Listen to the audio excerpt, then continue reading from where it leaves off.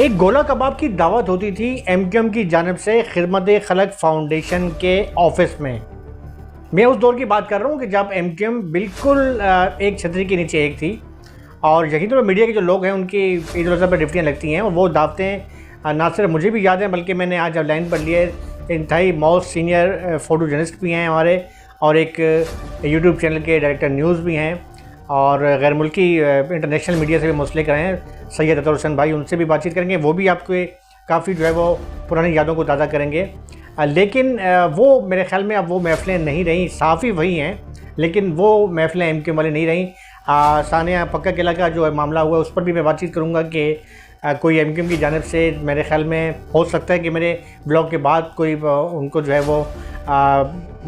कोई स्टेटमेंट जारी करें या कुछ करें, लेकिन अब तक कोई इस हवाले से मैंने नहीं देखा कि उन्होंने कोई अपनी प्रेस रिलीज जारी की हो या इस हवाले से कोई प्रोग्राम हो। लेकिन बहरहाल एक बहुत अफसोसनाक वाक़या था